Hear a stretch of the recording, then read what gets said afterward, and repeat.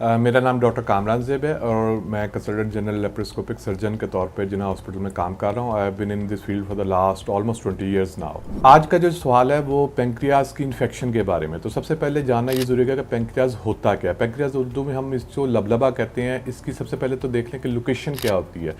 मैदे के पीछे ये पड़ा होता है और इसका काम जो है जिस्म के अंदर वो प्रोटीन जैसा अंडा, मछली, गोश्त ये जो आप खाते हैं इसके हाजमे के लिए हार्मोन रिलीज़ करता है छोटी आंत के अंदर। पेंक्रियाज की नाली और जो आपके गॉल ब्लैडर की नाली होती है वो इकट्ठी होके, वो अलग-अलग होती हैं लेकिन इकट्ठी होके छोटी आंत के अंदर खुलती हैं। तो बाज़ औक़ात इसके अंदर कोई स्टोन आके फंस जाता है जिसकी वजह से पेंक्रियाज की इन्फेक्शन हो जाती है या इन्फ्लेमेशन पेंक्रियाज की हो जाती है। हमारे मुल्क में most common cause stone, gall bladder stone होता है। बाहर वाले मुल्कों में, मगरबी ममालिक में मोस्ट कॉमन कॉज इसकी कोई अल्कोहल, शराब पीना ये होती है। इसके अलावा ये बहुत सारी कॉजेज़ होती हैं जिसमें अद्वियात मुख्तलिफ़ किस्म की आप जो यूज़ करते हैं उनमें से कोई अद्वियात ऐसी हैं जो पेंक्रियाटाइटिस कॉज करा देती हैं। पेंक्रियाज जिस तरह मैंने आपको पहले बताया कि मैदे के पीछे पड़ा होता है। जब पेंक्रियाज की इन्फेक्शन होती है तो जो इसकी दर्द होती है वो मैदे के पीछे शुरू होती है।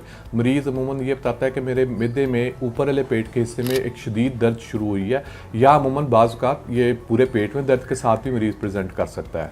पेंक्रियाज का जो अगर पेंक्रियाटिक इन्फेक्शन के साथ जब मरीज़ हमारे पास प्रेजेंट करता है तो हमने सबसे पहले जो उसको काम करना होता है वो ये होता है कि उसको हम खाने पीने से रोक दें और उसको चंद अद्वियात दें। इसके दौरान जो इलाज के दौरान सबसे जो मेन इंपॉर्टेंट चीज़ है वो ये है कि आपके पेंक्रियाज को रेस्ट मिले। मैंने जैसे बताया आपको पहले कि पेंक्रियाज का मेन काम होता है प्रोटीनेशियस फूड को एब्जॉर्ब करना, प्रोटीनेशियस फूड को डाइजेस्ट करना। तो जब आप खुराक नहीं खा रहे होंगे तो पेंक्रियाज को रेस्ट मिलता है जिससे इसकी इन्फेक्शन या इन्फ्लेमेशन कम होती जाती है। हाँ, इस दौरान अगर खुदा न खास्ता पेंक्रियाज का कोई नेक्रोसिस हो जाए, पेंक्रियाज का कोई हिस्सा मर जाए या वहाँ पर पीप पड़ जाए तो उस दौरान आपको ऑपरेशन करके वो मरा हुआ हिस्सा निकालना भी पड़ सकता है या वो पीप है उसको भी निकालना पड़ सकता है ऑपरेशन करके।